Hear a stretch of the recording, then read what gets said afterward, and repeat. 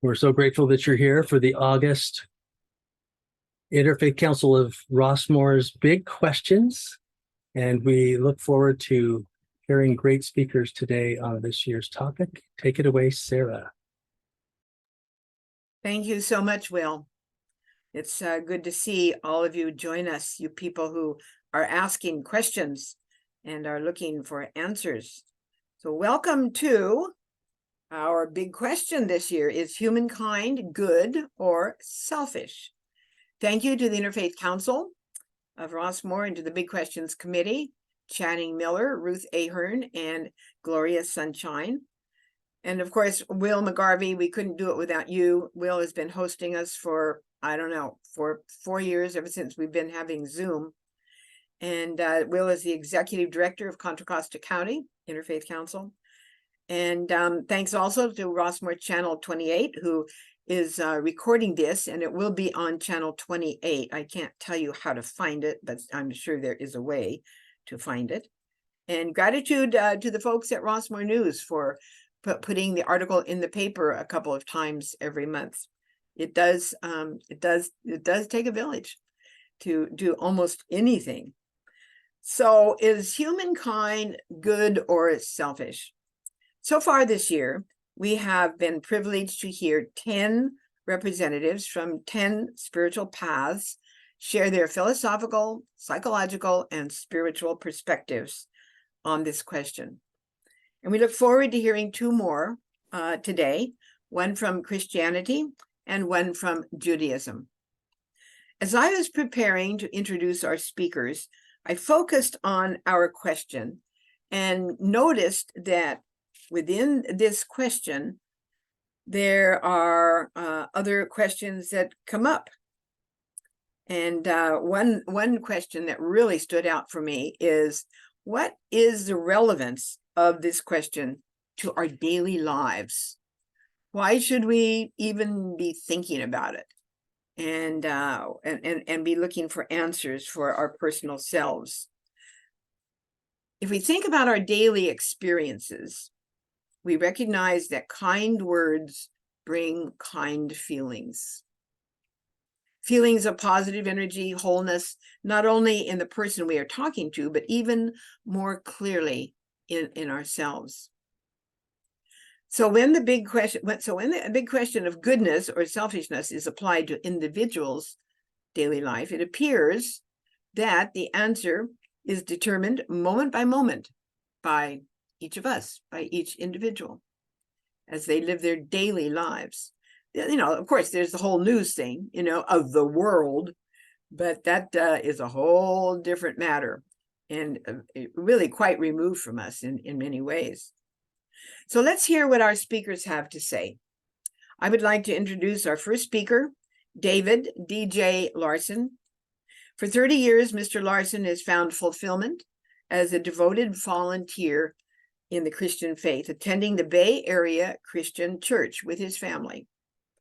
Together, they have cherished the opportunities for fellowship, using their gifts and talents to meet needs within their community. Professionally, as an entrepreneur specializing in wireless tech and real estate and AI, his focus is on empowering individuals to reach their aspirations through innovative solution sets, whatever those are.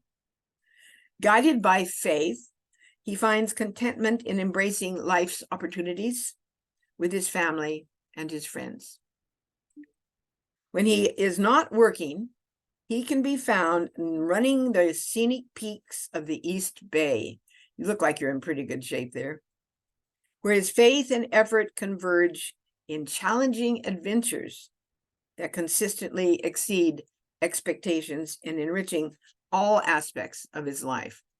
So now DJ will now talk about those challenging adventures. No, that's not quite it, is it? Welcome, Mr. Larsen. I think those would be kind of interesting to hear about. So, thank you, Mr. Larsen. Welcome. You're muted. Unmute. There we go. There Sarah, we go. thank you. And may I ask a favor? Sure. Can I get a high sign at 5 minutes? Yeah, so what are we planning on? About 15 minutes in, high sign? Okay, That great. would be good. It just helps me land. Sure, I I appreciate that. It Yeah, is important to keep track of the, time somewhat. Okay, so, absolutely. right, good. Okay, so I'm going to go ahead and share my screen. Boom. Share my screen. All right. Can I get a thumbs up on whether or not it's visible? It's Great. visible? Yeah. Great. I appreciate the opportunity to be able to come in. When Sunshine had reached out to me, I obviously was a bit taken back and didn't understand what she was looking for, but then having a chance to talk about the question and talk about what Interfaith has been doing and the whole perspective there, it definitely broadened my perspective, and I'm eager to understand more and more. I was given an opportunity to look back at some of the other discussions, so I have somewhat of an idea, but I look forward to being able to add to your library and to your continued support. Let me go ahead and kick this off. Is humanity good or selfish? Well, I am a father, a husband, and a friend, and a son, I imagine, as well. And when I ask my family, am I selfish? I get an honest response. And typically it is not all the time. Not all the time. So I am not selfish all the time. But I do appreciate the perspective my family has. As Sarah mentioned, I work in the technology sector in various forms, and I get to do adventurous things. What I am not is I am not a theologian. I am not paid by a church or an organization. I get to do this I'm an amateur Christian, I guess I would say. So my ability to answer the questions and look at these different things comes from 30 years of being able to practice. And they say practice makes perfect, but not yet. So I hope to be able to leverage the faith that I've been able to build upon in the Christian faith, from the Bible and from experiences, from wise people, from understanding, but mostly from the life of being a parent and learning how to embrace faith and what it looks like on a daily basis. Sarah asked the question, what is the relevance of asking the question? And I think it's for growth, to be aware of where I'm at, to be aware of where I can be, and the support from God, family, and friends to be able to get me there. Next question. So from my perspective, from a Christian perspective, there are basically two things that I need to focus on. I guess there's many things, but the two things are to love God, and to love God is to love other people. And I think that would be super easy if it wasn't for selfishness. And I think being able to look at what loving God is and loving people, to me, they're two separate things, but then when they do come together, they provide a cohesion. They help me to understand what my role is in my relationship with God and my relationship with people, as opposed to I'm not just a component. Loving God allows me to love other people. Being able to read the scriptures and being able to understand how the forgiveness that I get, and for the opportunities that I get to learn how to love others in ways that aren't based on my nature. I think loving others is a sacrifice. And growing up, I thought sacrifice was what made noise when you dropped it into the contribution pouch. But sacrifice to me is something far greater. And I think besides my faith in the Bible, I think parenting has taught me the greatest lessons in sacrifice. What it is to sacrifice for my children helps me understand what my parents sacrificed for me, and then what my wife sacrifices for my children, where I won't sacrifice. So it helps me to understand the sacrifices that she's willing to do. I think it's easy to say, but it's very hard to live on the daily basis. What does sacrifice mean? When it says to love others, does that mean everyone? Does that mean everyone all the time? Is the effort really worth it?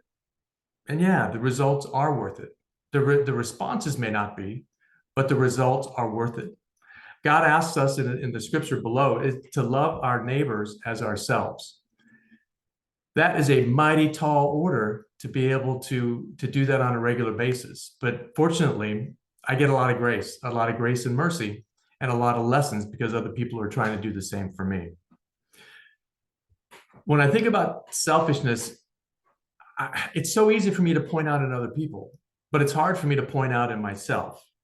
And when I think about the desire for things, or I can always look at selfishness at other people and go, yeah, that's not something that bothers me, or I'm not affected by that.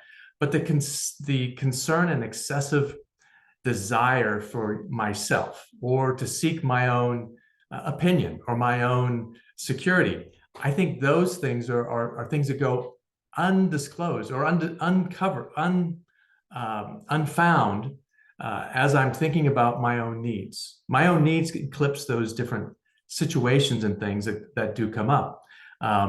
It helps me when somebody expresses their own needs. I think that helps clarify that, but it also helps me to read. And I appreciate being able to have the scriptures, to be able to read examples of what selfishness looks like in examples, so that I can see that as a model and then be able to translate that into what it looks like for me here and now. When I think about,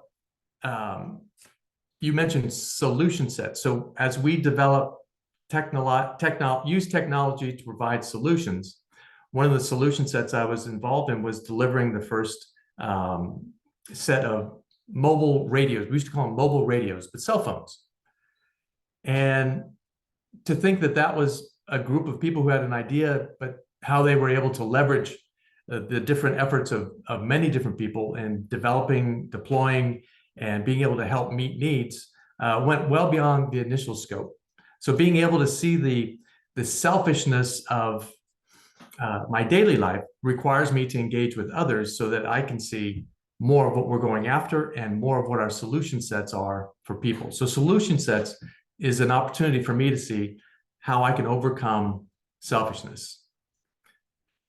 When we asked about is humanity good or selfish?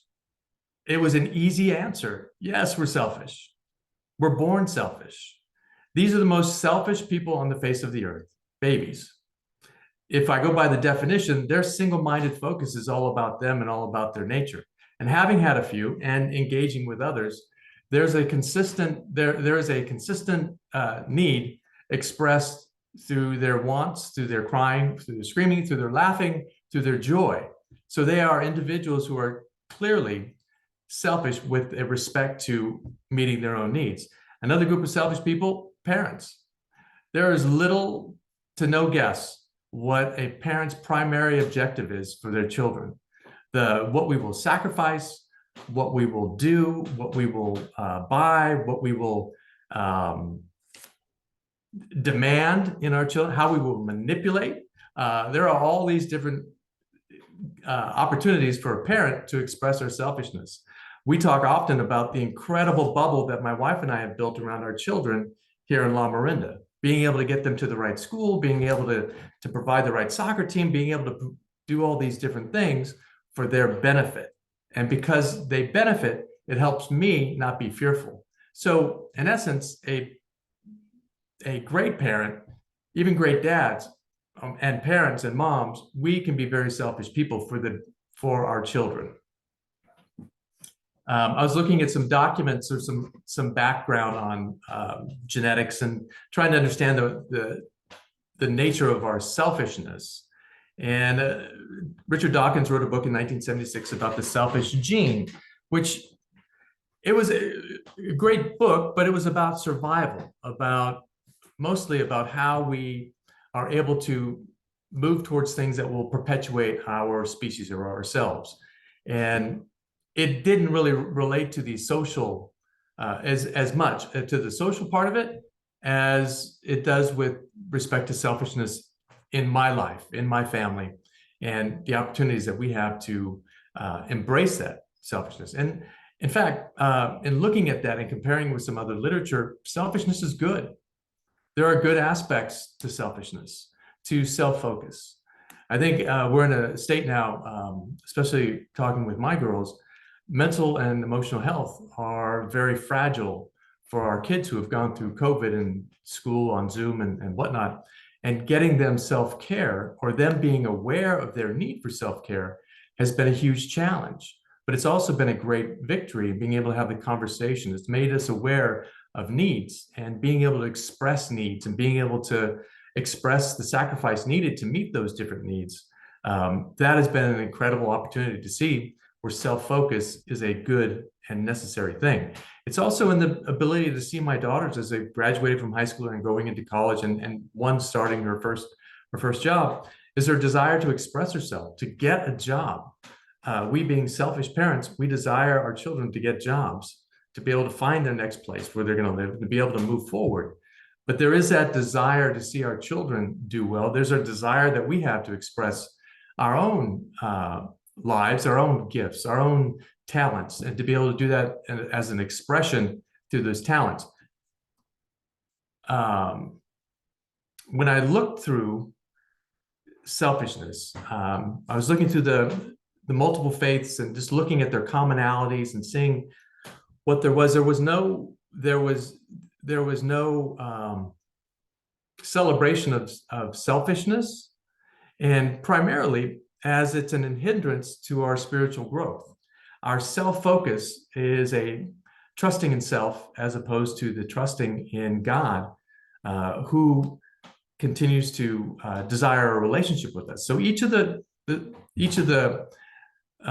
spiritual relationships I was looking at, which by no means do I have a background in being able to communicate clearly, that seem to value the same thing: reducing self so that our relationship with God and with others can grow.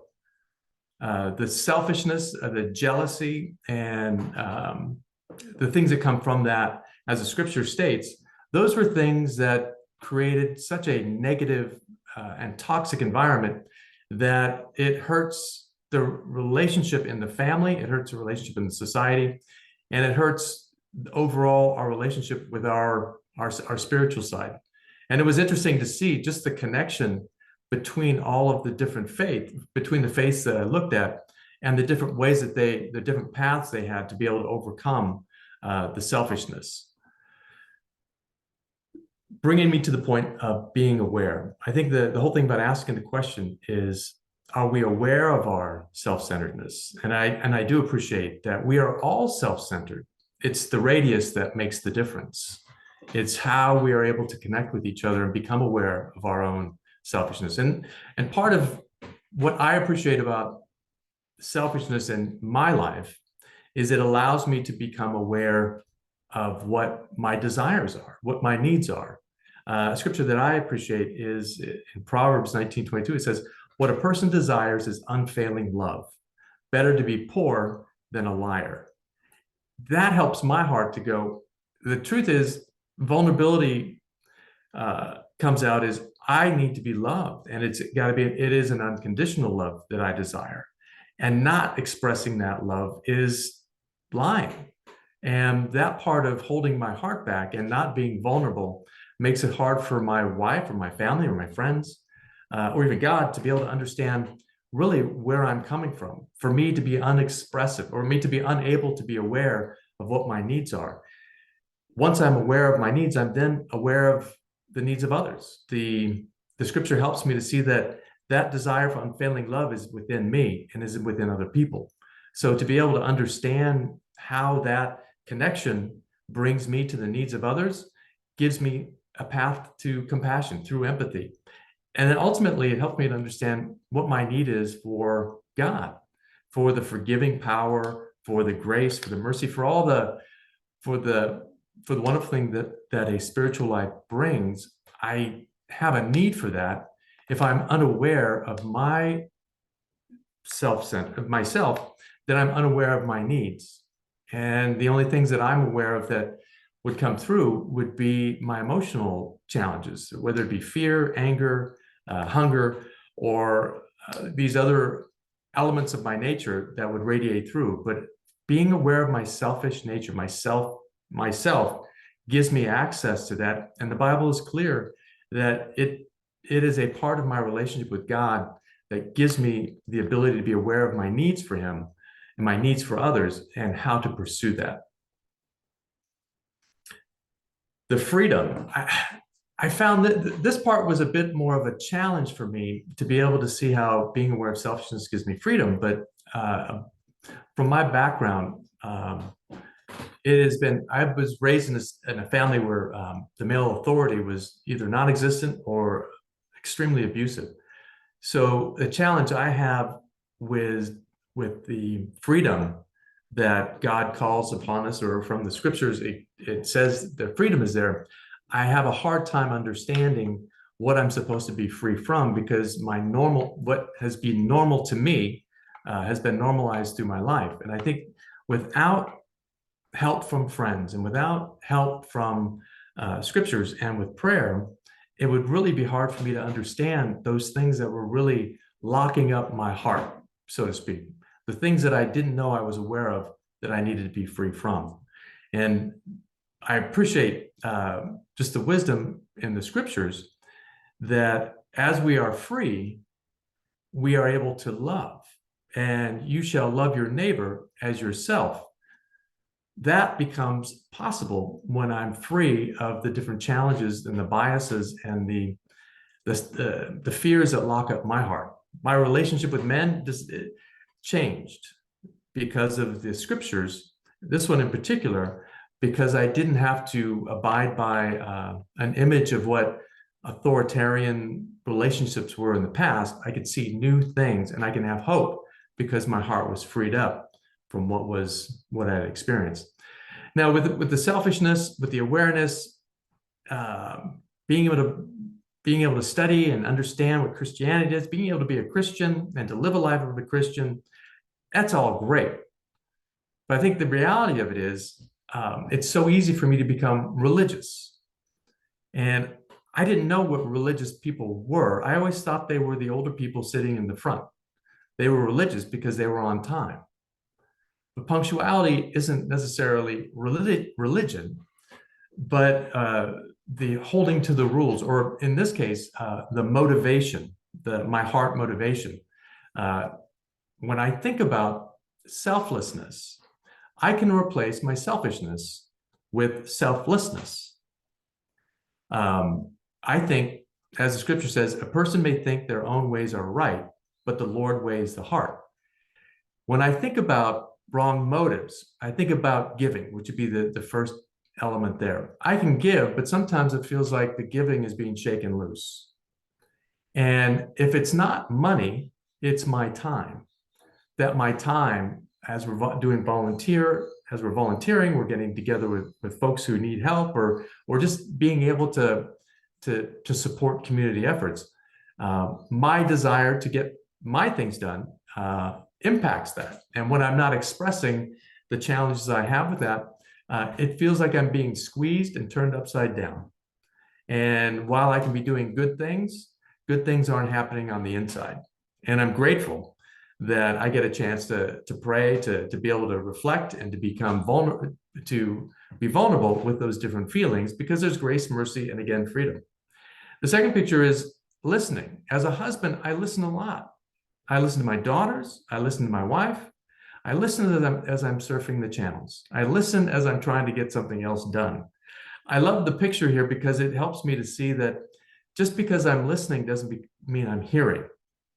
And I think for me, being a Christian, it's easy to be religious. I can read, I can pray, and I can tell you, I don't remember what it was today I did that, until I get a chance to put those things together.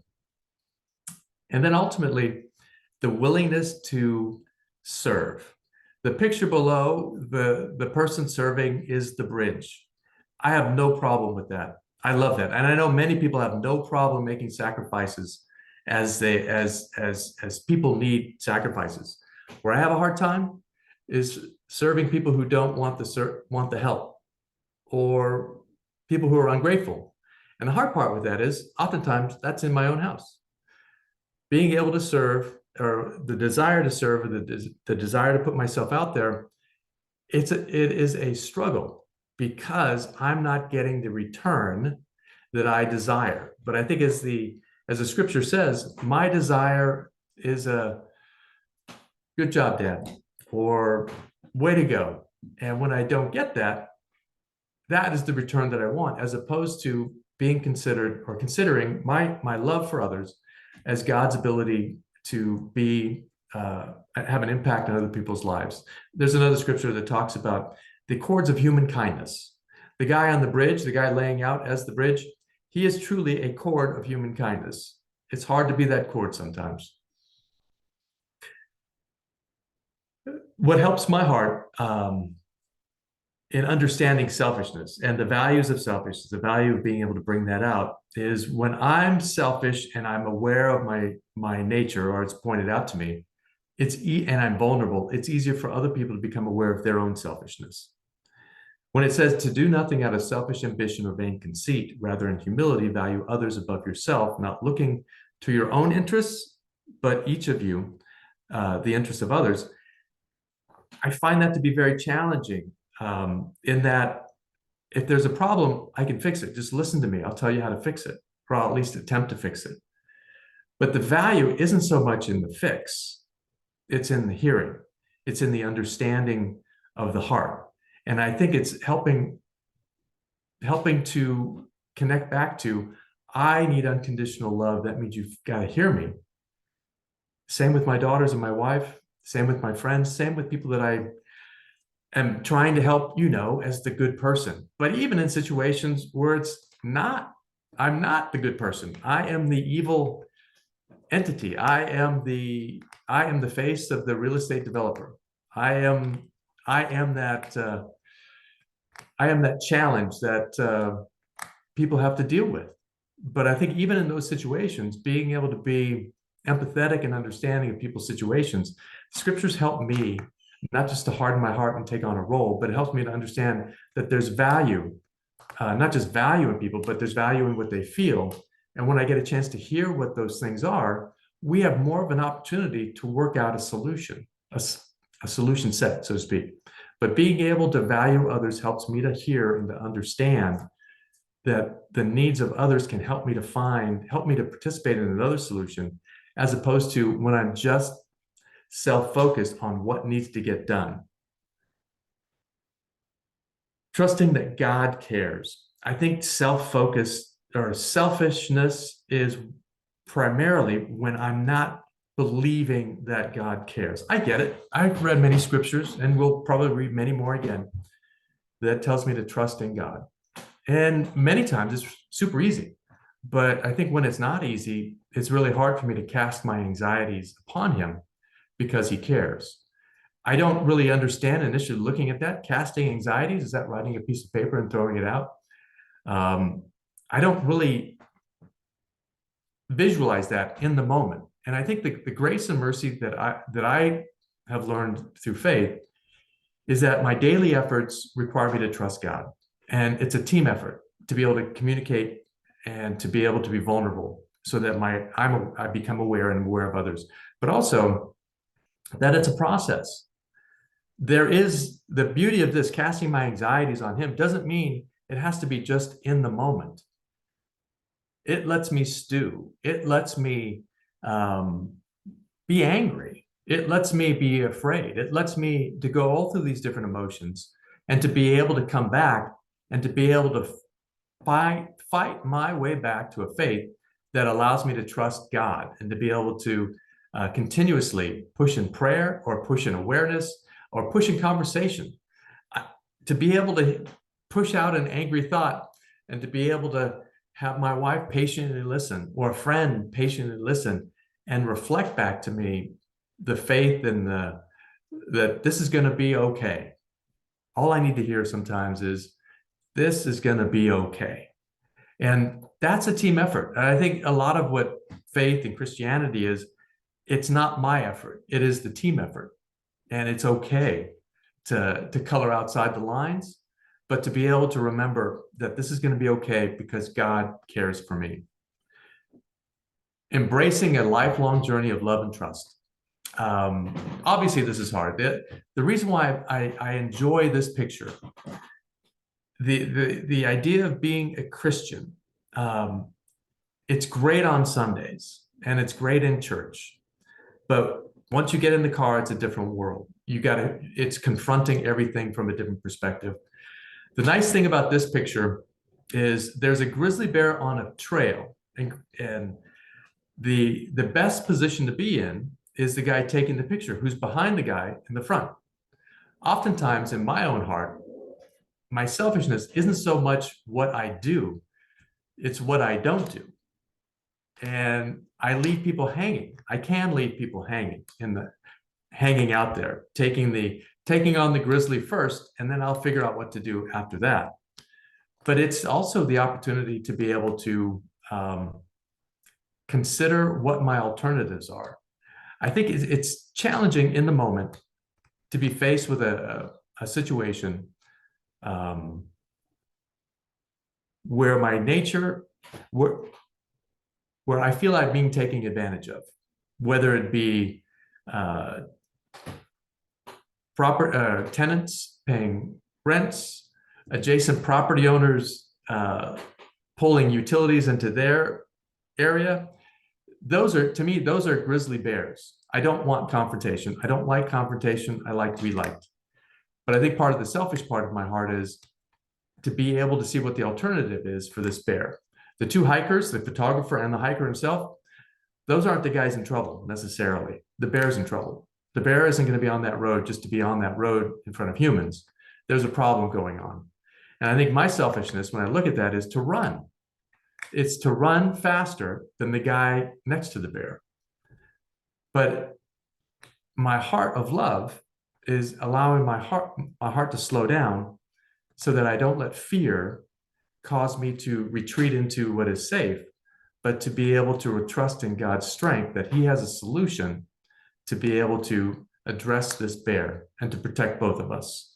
And I think it's an interesting thing. I wouldn't recommend going after the bear. When I do run on the trails here in Briones, even in Briones, I do have a can of bear spray, and it's good on coyotes, it's good on cougars, and it's 5 minutes left.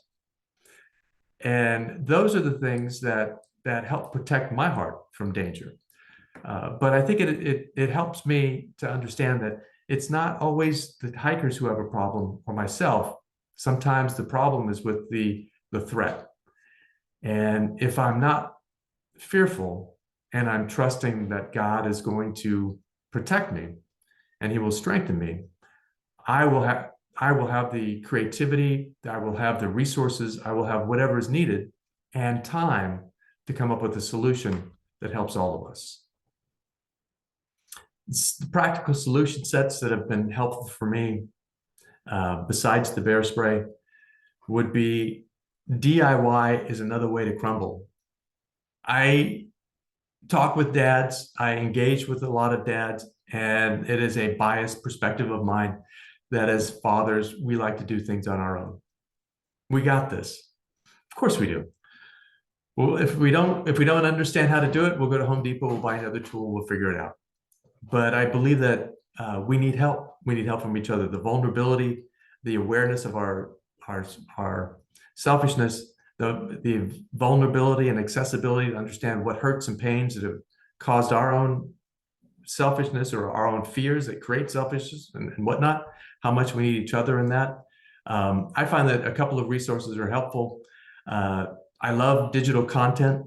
I love being able to read it whenever I want to read it.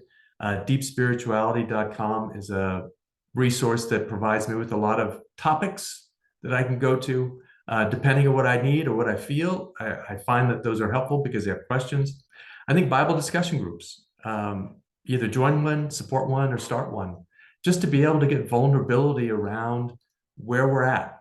I appreciate ours because ours is multi-faith and different perspectives come in, but the reality of it is it's the same heart, the same challenges. And then finally, running Briones.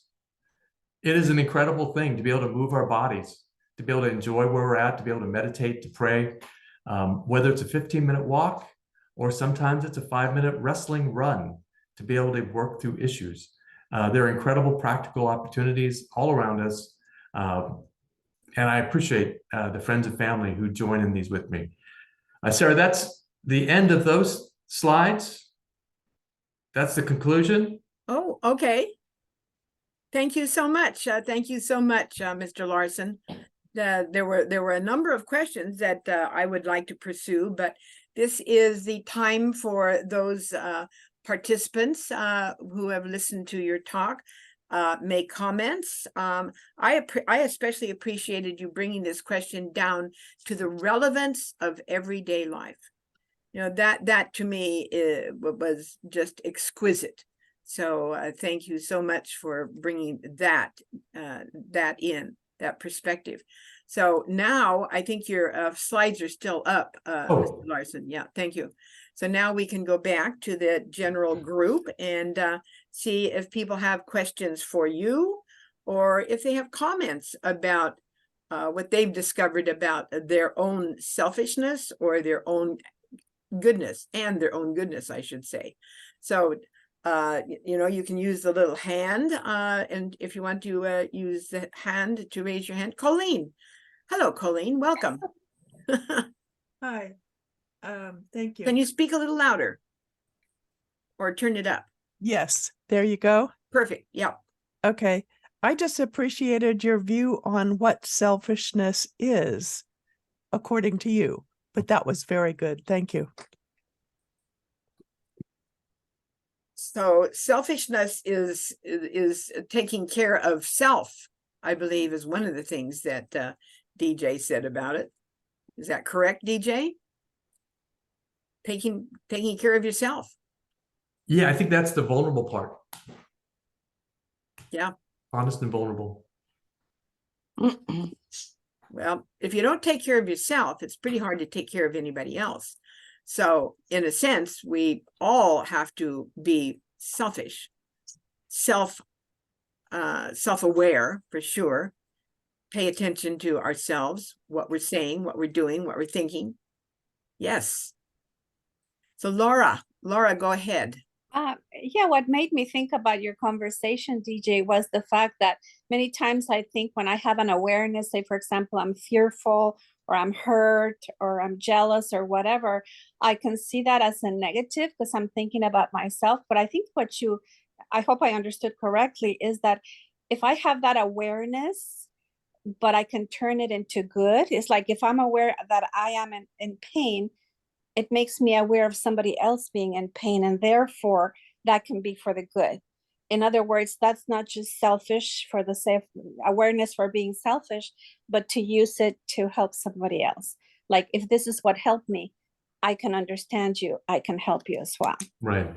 I think that's challenging when I hear, say, my wife expressing needs and hurts and whatnot, and it could be things that I caused. I just hear an opportunity to fix something and don't listen to what the pains and the hurts are. But I think to your point, you're right. If we don't get to the hurt and the pain, it's hard to really find that love. To relate to somebody else, right? Yeah. Yeah. Yeah. Thank you, Laura. Laura, let's see. Mary, you had your hand up. Go ahead. Okay. David, thank you for an excellent presentation. It was very clear. Some people find it easier to read than to hear. So you used the two teaching methods of talking and showing. Thank you. Very logical development and kind of very easy to follow. I like the idea that the way that you develop the theme is kind of very clear. I can see that you are a very spiritual man. There is a lot of love in your heart. You are very genuine in loving God and loving others.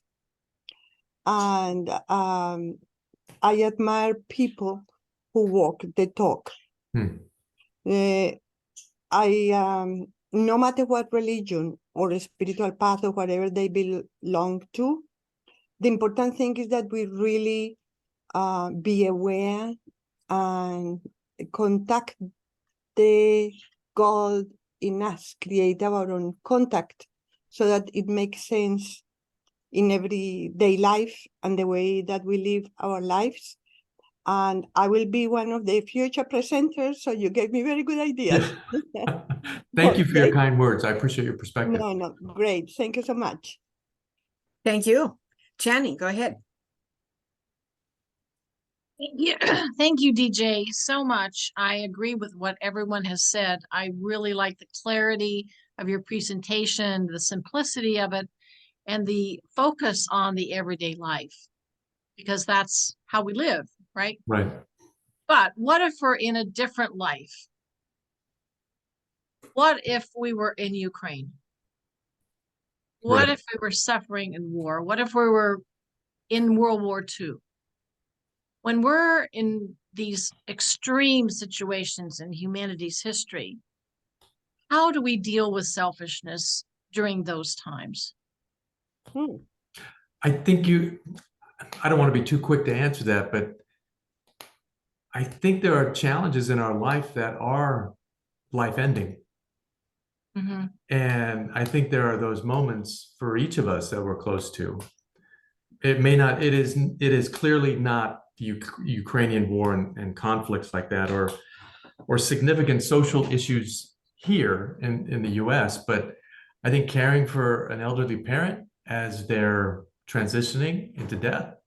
I think it's children who have made decisions and choices who are going towards self-destruction. It's friends and friends and others who are facing not just death, but the slow process of how do you deal with something you've never dealt with before, which is the end of the world, quote unquote, end of the world. I think it's those moments which are very, very close to all of us. How do we deal with that? And I think I think the people, the courageous people, and the children, the parents, raising your children in a war zone and trying to do the best for them while you're just trying to survive, you do the best you possibly can. Yep. And ask for help. Thank you. Yes, yes. So are there any other comments or questions for Mr. Larsen? It's an extensive topic, of course, and we will continue with our discussion. I don't want to cut anybody off. I want to give, sometimes it takes a little while for people to think of something that they'd like to say or ask. And if we were all sitting in a room together, it probably would be maybe, I don't know, a little bit easier to be more spontaneous. But one comment that I'd like to make, seeing as how I have this space, I'll grab it, is it seems like in order to be selfless, we have to take a wholeness. We have to be whole in ourselves. And how do we become whole in ourselves? So that's a question for you, Mr. Larsen, if you want to answer that quickly. I thought that was the group panel. Oh, well, no. Well, it can be, and we do have somebody's hand up also, so. Right. I think same with Channing's question, you start with what, I think for me, from my perspective with respect to Christianity, you start with where you're at and you grow forward. And I think that's the destination isn't clear, but tomorrow is. And it's what I get to learn going forward, because once you master selfishness, there's a few other things you can master, or that I have a much greater perspective on selfishness, and I will be less selfish today because of our conversation. It brings it to mind, doesn't it? Yeah, it sure does, but right up there. Yeah. But tomorrow's a new battle. Yeah, right. New definitions. Thank you. Andreas, go ahead. Hi, can you hear me? Yes. Okay, good. I believe, DJ, you said selfishness is, at the end you said this, when I don't believe anymore that God cares about me. That's a very interesting thought. It, of course, cuts both ways. When I think of Dostoevsky, it's then everything is possible. So my propensity for doing evil increases tremendously when I think Right. God is no longer caring or judging me. I thought you meant it the other way. I fall back when I feel abandoned by God in that sense. But yeah, so Right. very I guess interesting. it's multifaceted, right? Mhm. When the situation, and I find it's situational. It's my response to a situation, because it isn't. Yes. We've done everything we're supposed to do as parents. We've given everything. We've done everything we're supposed to do. What advice we get from church, what advice we get from teachers, and we're still confronted with a challenge that is insurmountable. God doesn't care. People don't care. I don't know if it's a depressive state that I go into, but I wrestle with that. And I think that the cool part of that is not so much that I doubt, but that I can work through the doubt. I'll be there again, I believe. But I believe that, yeah, whether it's the evil at hand, yeah, the evil thoughts, they come easy and fast when I'm in those modes when I don't think God cares. But mostly I'm really sad, I'm hurt, I'm scared, and I don't know what to do. And then do you turn to God? I would love to say yes, absolutely. I think it's a process. We're all different in the different process we go through. It's how we get there to God. For me, it's being out there. There's an oak tree that I go by. And I remember when my wife was sick for a couple of years and she couldn't breathe. So she was breathing like through a straw. So it was like any moment, any disruption. So, and people are kind and they want to give you encouragement and scriptures. And it felt pointless. It was at that point where I just felt it was pointless. There's nothing the doctors are doing. I'm angry at the doctors. I'm angry at God. I'm angry at everything. And there was this tree, and it was budding leaves. And I said, even with all that's going on, you still bud new leaves. And I was angry at the tree. And I think I think that's the wrestling. It was helped me to get through deep anger, but I think it's a process. It is, and it's a practice. Process and a practice. And it's a team. It's a team. Yes. And it takes persistence. It takes knowing where to go back to. Yeah. Each time, because we never totally get it all the way. That means we'd be somewhere in paradise or another place if we got it all together. Yeah. We'd look good. We can look good, but we can be really selfish inside. That's quite possible for us humans to look really good on the outside, and who knows what's going on the inside. Yeah. Well, thank you so much, Mr. Larsen. It was a very energizing and energetic discussion. I really appreciate it. Excellent points that you brought out, especially the relevancy to our own personal lives. I appreciate the opportunity. I really do. I look forward to our conversation going forward. Good. Thank you, Sharon. Thank you.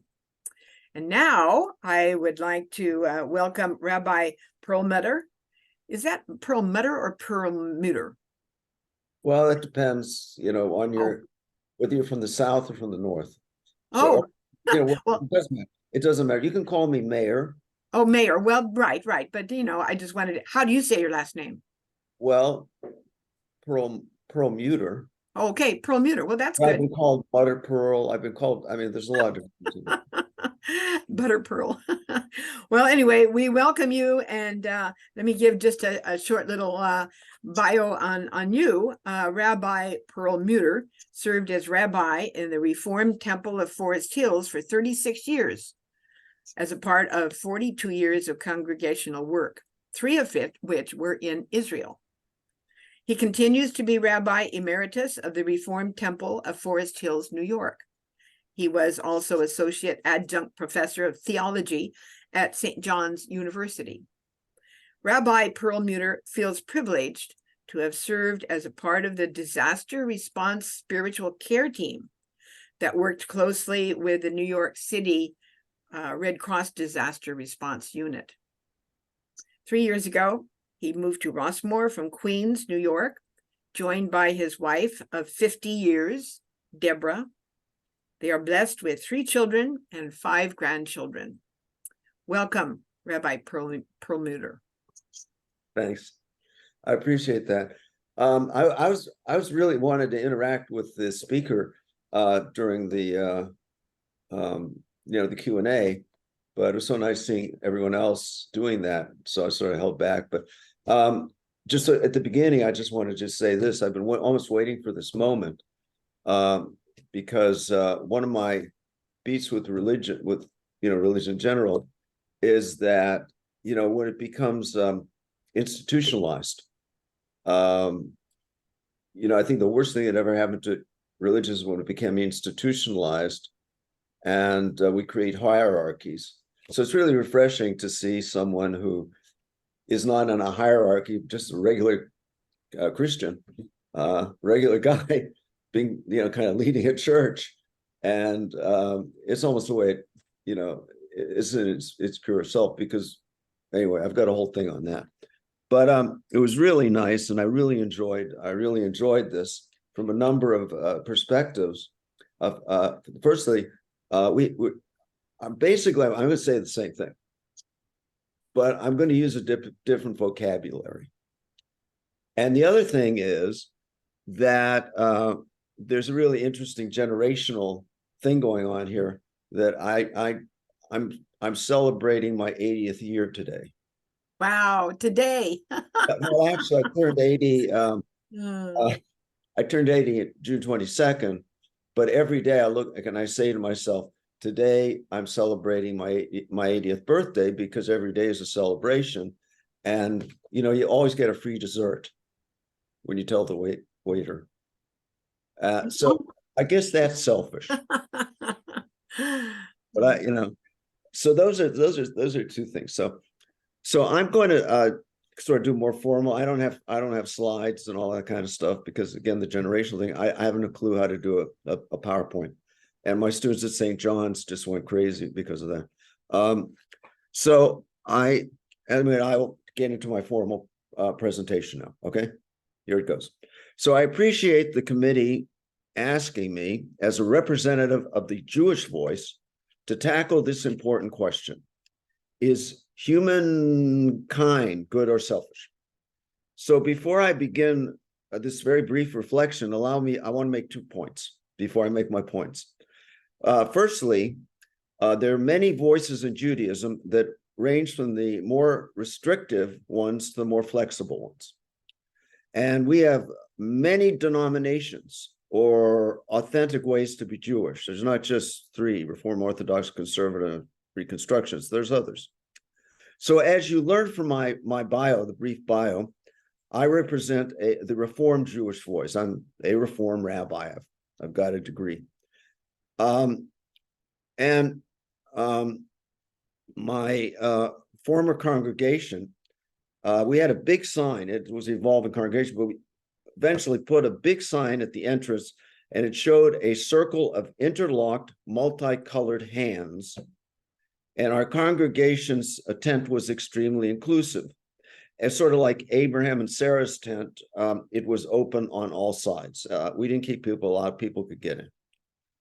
My second preface is that Judaism is, in the way I see it, is not about answers. There are no strict dogmas. It's about questioning. Questions that are met with rebuttals, opinions that are contradictory. But it's got a 3,000-year interpretive tradition.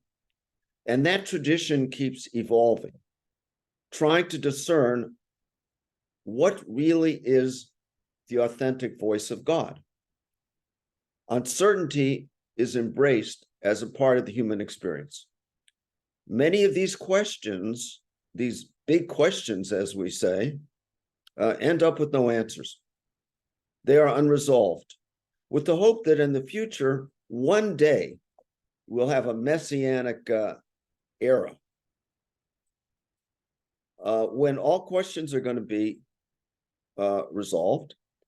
The prophet Elijah will come down to earth to announce this messianic age, and any controversy or contradiction, questions are going to be resolved. which I haven't the vaguest idea when that's going to happen. It's going to be a time when we will be one humanity. Beethoven had a vision of that in the wonderful choral thing that he does in the Ninth Symphony. There's a German phrase, but I won't use that. A time when all men and women will be brothers and sisters. All conflicts resolved.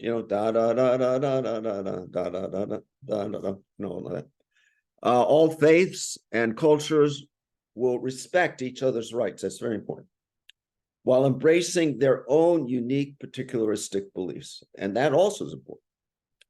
And this will be a full expression of God's oneness, God's unity. Now, let me try to tackle the big question. Is humankind good, or is humankind selfish? So I want to just rephrase the question a little bit. And I'm going to rephrase it to, is the human being good, or is the human being selfish? So I think perhaps we're neither. Or maybe we're a bit both, of both. Now, the Torah's first book, or the Bible's first book, the book of Genesis, in fact, opens with this question. And in my response, I will share the thinking of, I'm going to use an Orthodox intellectual giant. His name is Joseph Soloveitchik. He wrote a book called Lonely Man of Faith. And he tells us that there are really, and there really are, if you study the Bible from a scholarly point of view, academic point of view, there are really two creation stories in the Bible and in Genesis. Each creation story gives a different reason why God created the human being. In the first creation story, that's Genesis 1, which begins, in the beginning, God created the heavens and the earth. We learn that on day 6 of creation, there's 6 days of creation, 7th is the Sabbath, God creates man, Adam, I'm using the Hebrew, the human being. In verses 27 and 28, it goes on to say, and God created the human being in God's image. In God's image, God created male and female. It doesn't say created separate, but created male and female. God created them. And God said to them 2 things. Be fertile and increase your numbers. In other words, have more human beings if you can. Continue the species. Fill the earth, and this is really important. If I had a PowerPoint, I'd put in big letters. Master it and rule the fish of the sea, the birds of the air, the creepy crawly things in the vegetation. All this creation is yours to master and to rule, because you are, again, big letters, the master and the ruler. Now, the task of human being number 1 is to master and rule, which implies that it's all ours. Do with it what we will.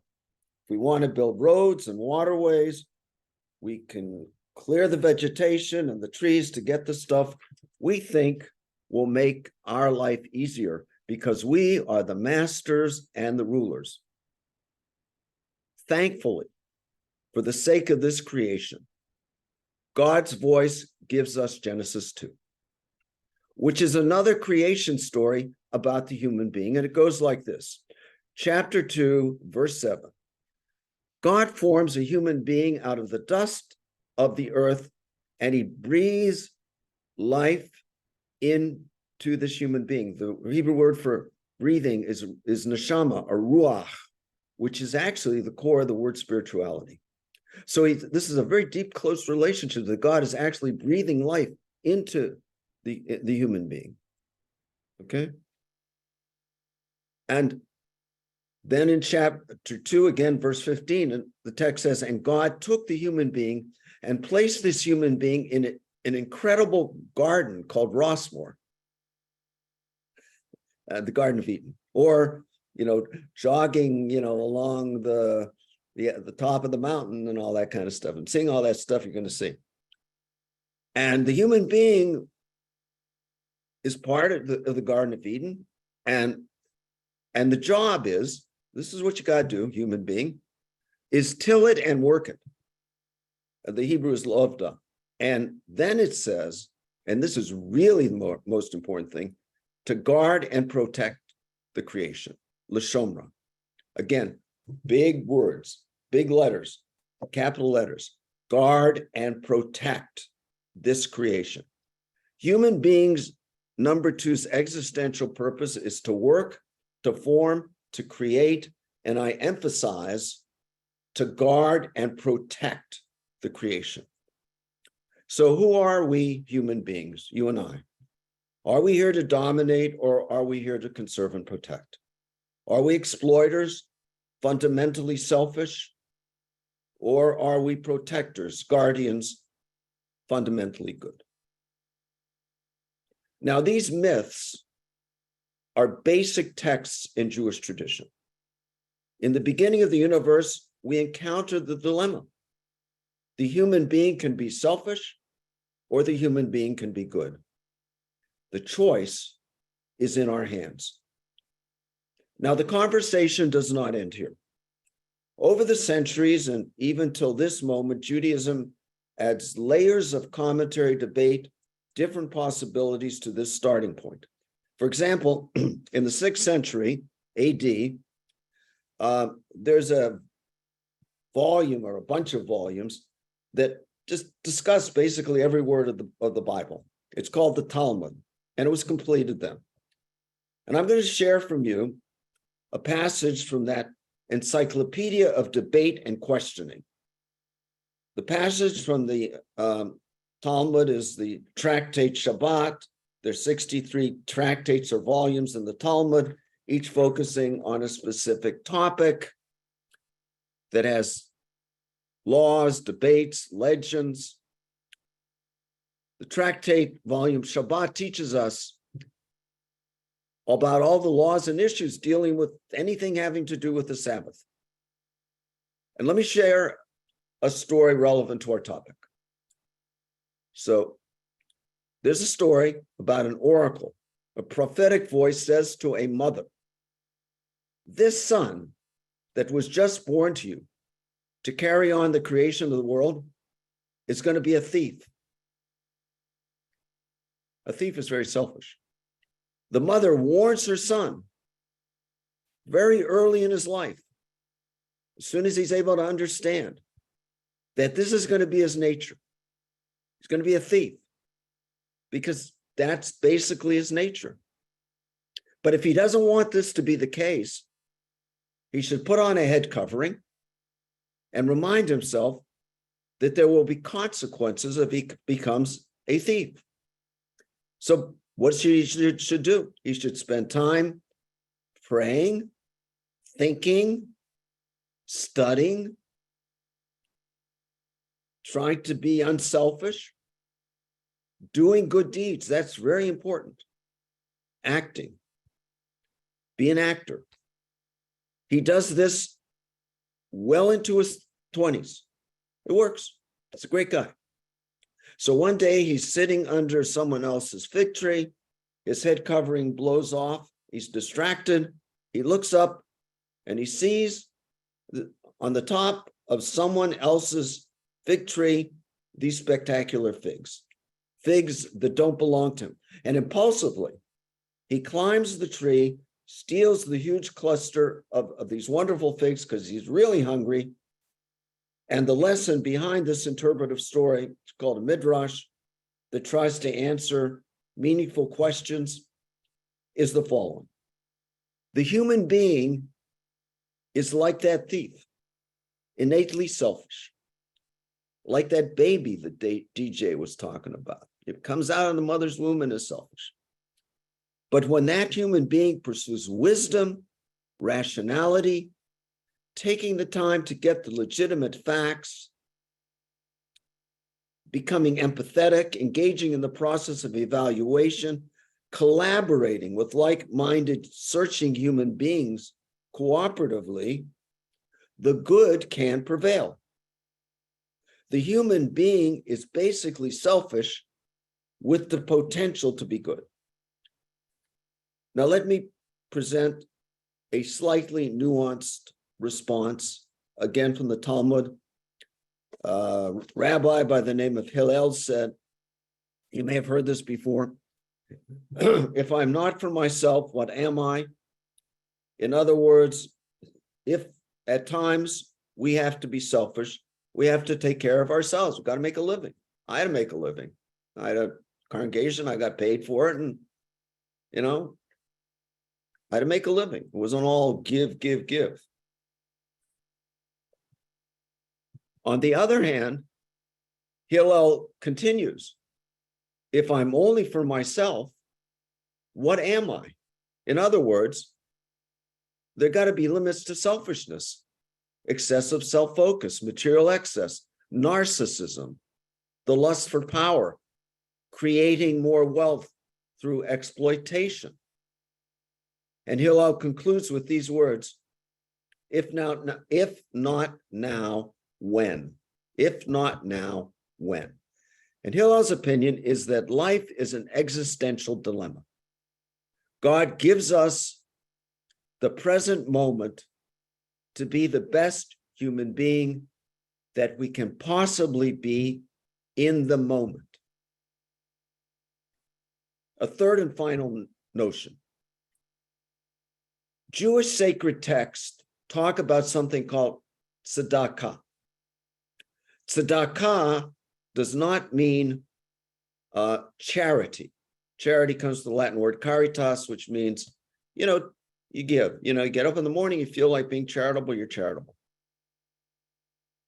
It means something different. Tzedakah means righteousness. And that is, tzedakah is the right thing to do because we are commanded by God to do or to give tzedakah. It is a commandment. It is a mitzvah. There is no choice when you are commanded to do something. And God, being fully righteous, strives to act, wants us to act like that. In other words, it's a question of, like, I think you have this concept in Christianity of imitatio Deo, act like, Jesus lived this life, and so we're act the life that Jesus led. In Judaism, it said, God, we are to act in imitatio Dei, like God would be. And our fundamental belief is God is righteous. Here are some examples of the mitzvah of tzedakah, to do the right thing. Here are a few tzedakah laws. 1, love the neighbor, love the immigrant, the other. Why? Because you were once an immigrant, a slave in the land of Egypt. We know what it's like to be an immigrant. We experienced it. 2, that's just one example. When you harvest your field, leave the corner of that field or anything you drop for the poor. This was an ancient version of the food pantry, the soup kitchen, Meals on Wheels. I'm sure many of us either worked in a soup kitchen or now, or maybe one day we'll get Meals on Wheels. And it's a great thing to have. The list of tzedakah commandments just goes on and on and on. And the presupposition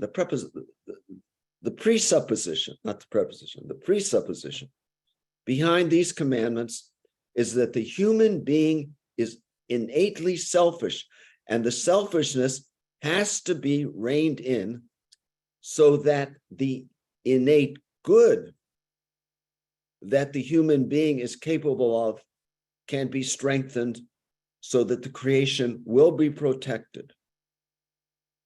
The obvious conclusion I draw from the 2 creation stories at the beginning of Genesis and the 3 brief interpretations, which I share this afternoon, is that today we are still grappling with this question.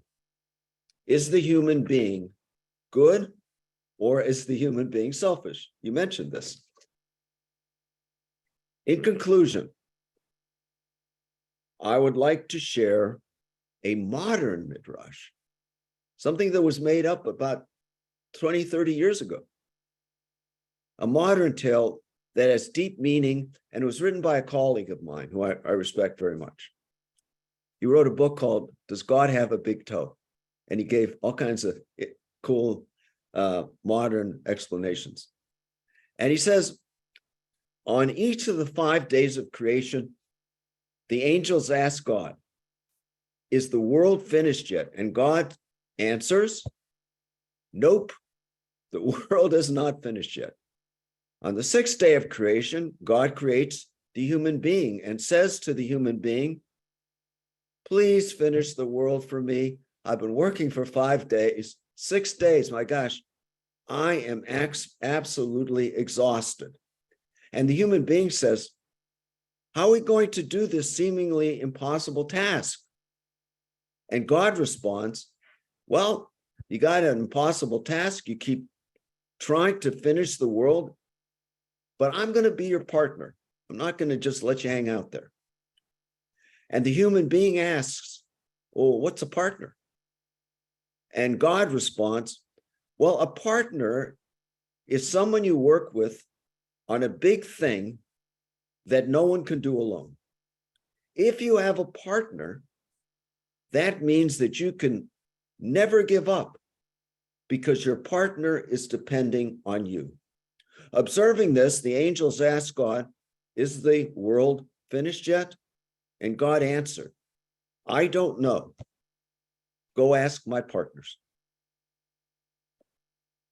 So my question to all of us, my fellow partners with God, and I truly feel that very much in this connection and in what the group is trying to do in this program that's gone out over the years, is how do we finish the world? How do we finish the creation?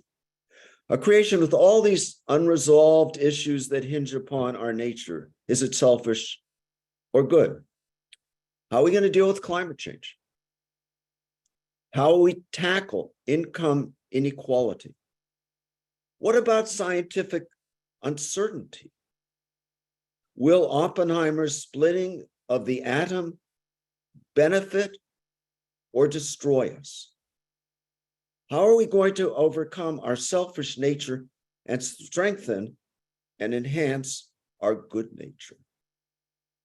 And perhaps one answer is that we can get to a point where Anna Frank, who wrote in the diary of Anne Frank, had this teenage musing on the night of her family's arrest in that secret annex, that this musing will be realized when she wrote, I still believe that people are basically good at heart. So I look forward to engaging and to hearing what the community has to say about how do we, what are some of the major challenges that we have in front of us? How do we deal with it? Because we're all partners in the same enterprise. Thank you, Rabbi Mayer. I won't say amen because it's not over. Oh, please. Oh, no, go on ahead. You've got time. Amen. Amen. You sit down and, people mumble and they say, they do sermon evaluation. So what do you all think, or what do any of you think about what the challenges are? What can we do as partners with God, as the rabbi was talking about, partners with each other to handle the challenges either within our own lives or in the world that we live in? Right. And also, feel free to ask me questions about anything. Oh, please. I don't want to deflect you from, I don't want to pass, you may want to challenge me to something. Okay. So go ahead, Bill Patton. Well, first of all, I really appreciated the the discussion, the presentation that I really love the fact, Rabbi Prelmuter, that you placed it in the context of there are no answers, that really it's about questions, identifying the questions. And sometimes that's the best we can do as humans, is to clearly identify the questions. And I like how you started with that. And then I liked very much how you laid out the fact that the human being, human nature has two sides to it. We are, to answer the question, is humankind good or selfish? We're both. We all have the capacity to do both. And I think that's a really important understanding to begin with. We have both sides to us. And, and then we also have this part of being human, it strikes me, is all this, we have to learn how to live with uncertainty. There are no, and that feeds into the whole idea of that there are no answers. There's more questions than answers. So then I liked how you got into really looking at the two different versions.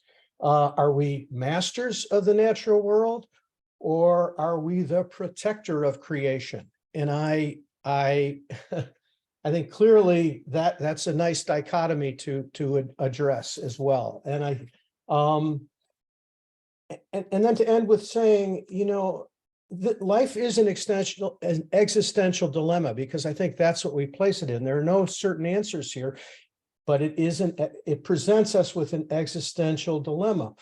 We have the potential to be the best person we can be, but we're basically selfish with, we're selfish with the potential to be good. And then finally, to end with the whole idea of how does freedom of choice act into this? And you presented the two different commands, one to that God commanded us to act a certain way, but we still have a choice in that. We still can choose to do that or not. And I just think that's also the essence of what it is to be human. We can ask the questions, we can kind of try to figure out the answers, move toward the answers, but it's still ultimately our choice. I got a lot out of it. I enjoyed it very much. I thought it was very, very fruitful conversation. Thank you. Thank you. Thank you, Bill. Uh, Mary Wood. You're there we Hi go. there. Yes, I'm good. Well, I was thinking, what is the importance of this question? And the importance of the question from how much both of you talked about what we do in life, the importance is, to me, you'll always have to be aware that you have both in you. And you're always gonna, well, as Bill said, you have the capacity for both. There's no end to challenges. And I'd like to bring it down to extremely practical level for an older person. I see all these requests for money for the Ukraine, things like this. And I see my sister just spend $100,000 on home care for her husband. And I see people up in Fort Bragg, for example, who turned out a school tax. Many of us become afraid when we get older that we're not going to be able to keep being independent financially, physically, or something like that. So I feel challenged right now is, am I selfish if I turn this down? And how do I decide? Do I say, well, I want to save a certain amount for long-term care and then let God take over, or Medi-Cal take over, or, you know, how am I'm going to live my life in fear? So my point basically is, well, it doesn't have to be all about climate change and stuff like that. It could be a daily, a weekly challenge. So I hear what you're saying. It's, you know, there are various ways you can look at this. Like, for example, GJ was really personalizing, and I think that's really important to just look at, you know, to really personalize Because we each are faced with, something. There's nobody who is not faced with anything. Abraham Joshua Heschel said, only a fool says he doesn't have problems. It's universal. And also the whole, this whole concept of uncertainty, basically it comes down to, we just don't know. We just don't know what's in the next moment. And in the face of that uncertainty, how do we, engage the world, engage our loved ones, engage with ourselves, and, make these decisions? There are limits, in Jewish law, Jewish tradition, there's a limit to how much, if you have a big fortune, say, or a little fortune, or small savings, and you're trying to save for your, when you become old, you're going to need long-term care. So should you be giving all your money to the Ukraine? No, I mean, there's a limit to what, there's actually a limit, I think 20-30%. You can't give more than that because you need the rest of it. Take care of yourself, take care of your family, okay?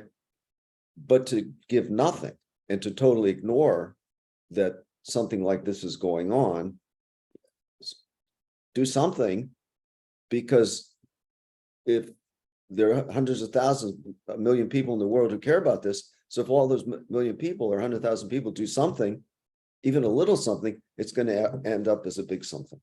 Thank you. Thank you. That actually helps me. Go ahead, DJ. You're muted. I couldn't figure out how to make the hand go up. You technological genius. Yeah, I know. It's inside reactions. Oh, it is. It's called AI. Yeah, I thought real hard and it didn't work. But so, Mayor, I really appreciated what you were saying, and the where you drew the wisdom from, the books. I was hoping to get your email address so we could dialogue, and I would love to be able to capture what the texts were. Yeah, I'd love to have lunch with you and talk to you and, get to know you, because I've got some big questions about artificial intelligence and, which is, I mean, huge stuff. How do we deal with that? Right. How about lunch on Friday? Actually, we'll figure it out. Perfect. So the nuance of the thief, the young thief. Yeah. There is no freedom from choice. You may have freedom of choice, but there is no freedom from choice. So the figs, is it better to have stolen those figs or to go and collect rent or revenue by getting people to do what I want them to do, to get the money to go buy the fig? One's exploitation, I guess. The other is initiative. So yeah, but you're giving them a service. You're collecting rents, and they're getting a house. They're getting something. Right. You're not stealing the money. As long as you're not charging much rent, and you're not a slumlord. But we live in a society. Profit is it's there. And I think there's a difference between where there's a gap. What is it? Like 10. The gap, the wealth gap, is getting so big that, I mean, it's just outrageous.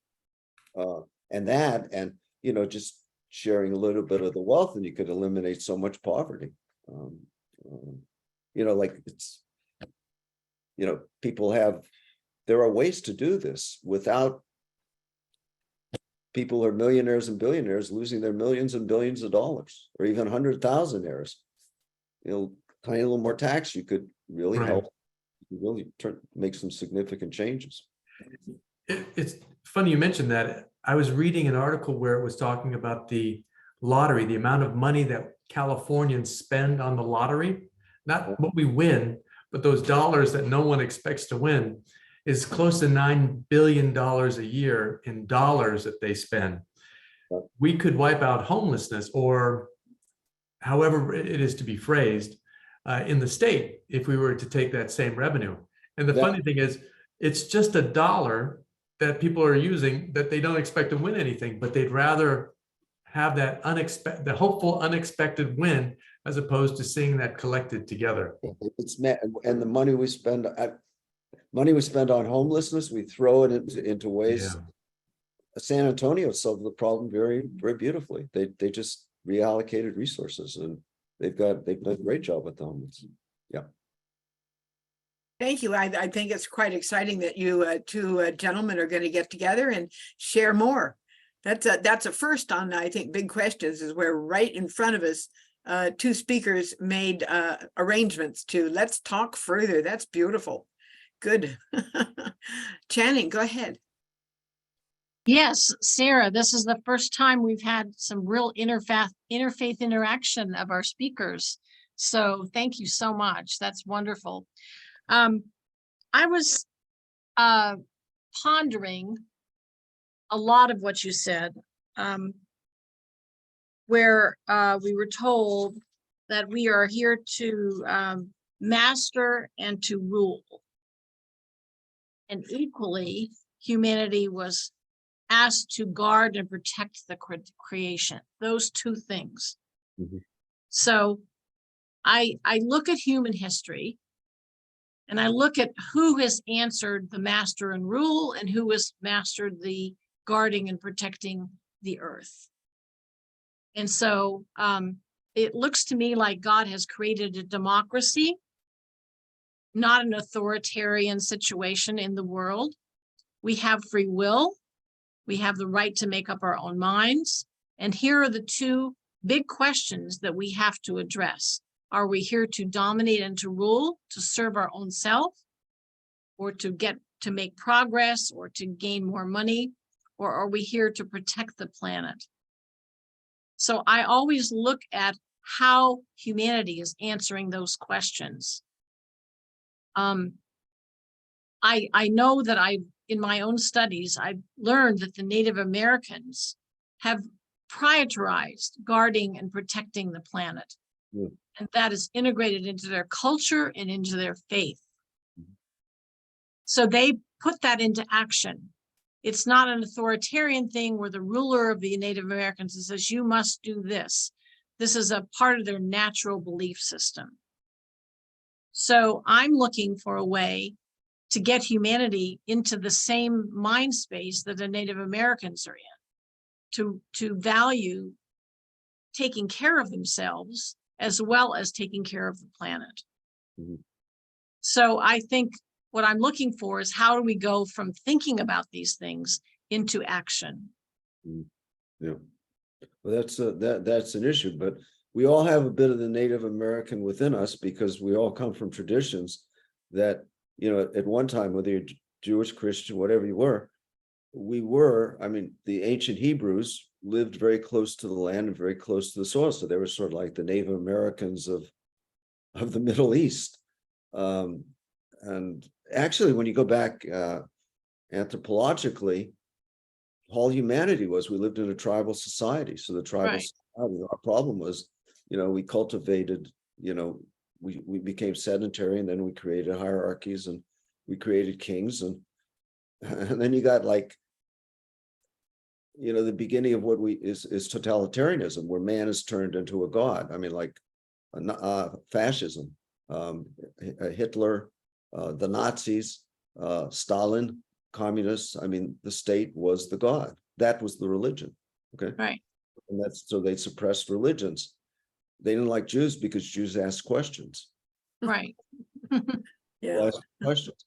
And I would say we are at a very critical moment here in our own country's history, and which concerns me very much. Right. Exactly.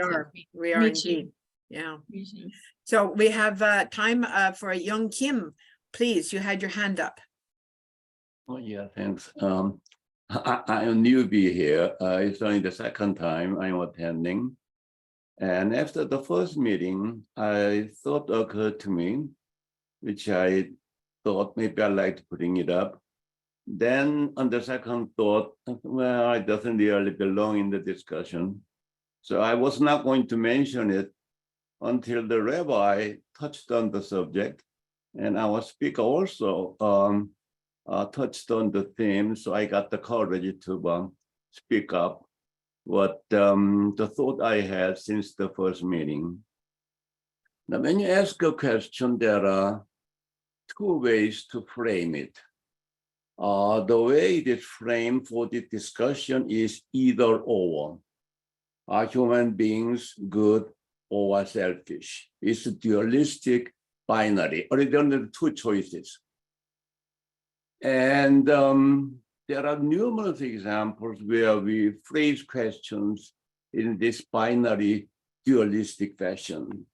Guilt or innocent, war or peace, hot or cold, life or death, right or wrong, nature or nurture. In all those cases, we frame the question as either or nothing, binary. But a little reflection will tell you that in life, as in nature, very few things are really can be characterized as either or. Right. They ought to be understood as more or less. So my background is in economics. We always talk about more or less and rarely about either or. The reason that it is important that we talk not as either or nothing, but as more or less is that there is very interesting line of research in linguistics. And the central theme of the research is that the language influences our thinking. So if we keep talking in terms of either or nothing, we tend to think along the same line too, and that's very, very unfortunate. So let me take a very specific example, because this group talks so much about theology. Now, I have a problem with heaven and hell. My problem is of the following kind. I ask a simple question myself. Am I good enough to go to heaven? Then my answer is, well, not really. In a binary choice, I'm headed to hell, but instead of making that inference, I ask myself, am I bad enough to go to hell? Then I say no. So if you say no to either one, where does it leave you? It leaves you right in the middle, where more or less.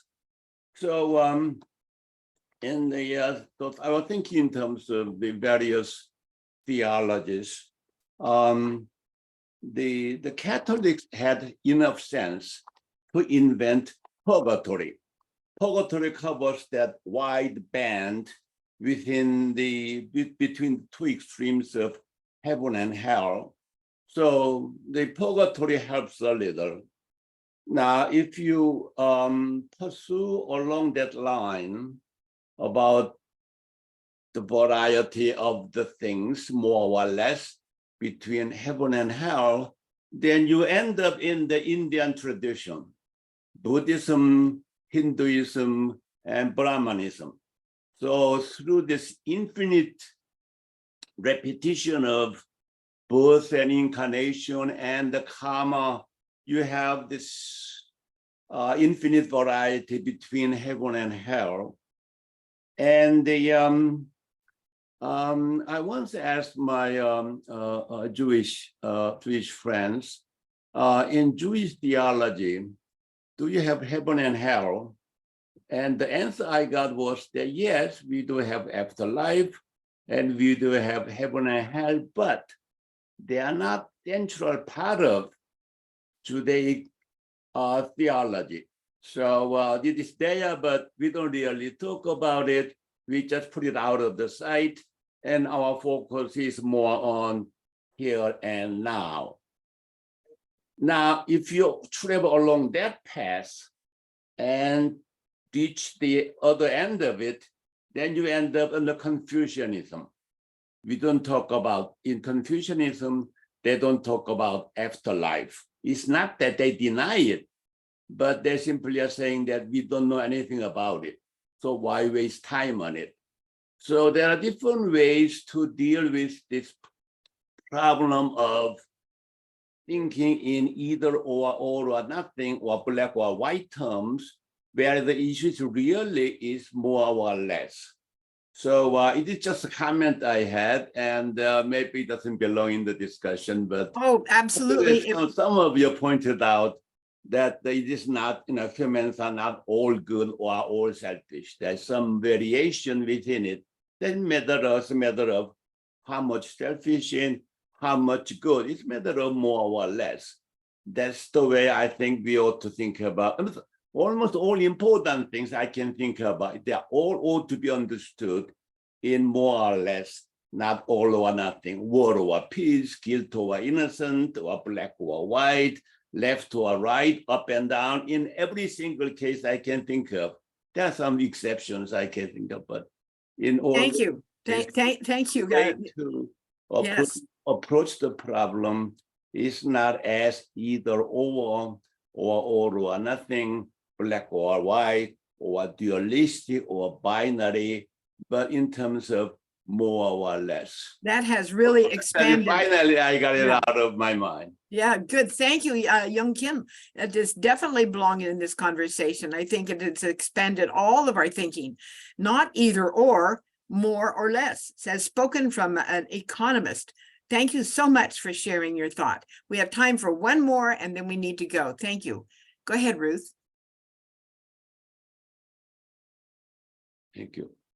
So last week, our friend Sally reminded us of a quotation from Maya Angelou, which says, if you don't know your purpose in life, just do some good. That is a great ending for our session. Thank you, Ruth. Well, thank you all, and thank you especially DJ Larsen and Mayor Prelmuter for your presentations.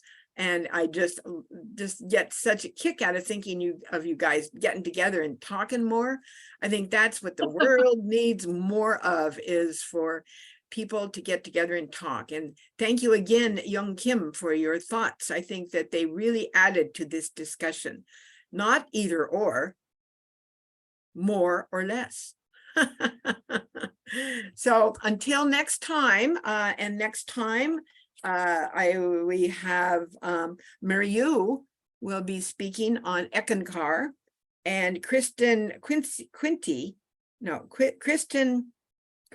I don't know her last name, will be Powell. Thank you. Kristen Powell will be representing the Unity Church perspective. So this has been a very rich time, a very rich discussion.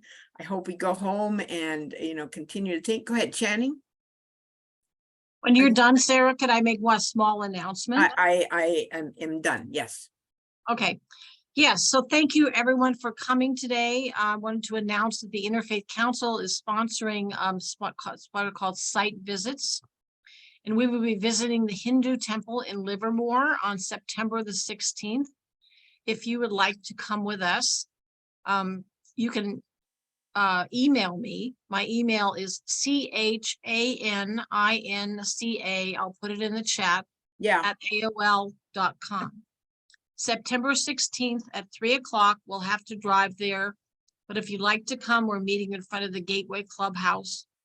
So I'll put my email in the chat. Good. Thank you, Channing. Yeah, Channing is heading up visits to other religions, other places of worship. So thank you for that. Okay. In October, we'll be visiting the Sufism Reoriented Temple here in Walnut Creek. Right, So the big Hindu white temple in September and the big white one. Yeah. yes, So Channing's the one to be in touch with if you're interested on site visits like that. Okay, I think that we all go forth in our life, and thank you all for participating, and especially Mr. Larsen and Mayor. Just very, very rich session. Okay, until next time. Thank you for your for doing this. I think it's so important. Thank you. It is important for people to ask questions and to think and to talk. Yes, absolutely. Just one quick response to Mr. Kim. Yes. Central problem, I remember a teacher of mine saying, religion is a response to man's finitude. Ah, Mm. That's what started the ball rolling. Well, that's something to take and think about. Yes. I thank Mr. Kim for raising that. Yes, yes. Okay, until next time, thank you again, Will, and Channel 28 and Rossmore News, and all of you for joining us. Blessed be, siblings. Have a great day. The recording will go up within the hour. Oh, great. You'll send it Thank to me, you, Will. right? Yeah. Thank you, Will. Thank you. Thank you all. And Ruth, do you, or Sarah, do you want to meet? Yes, let's meet.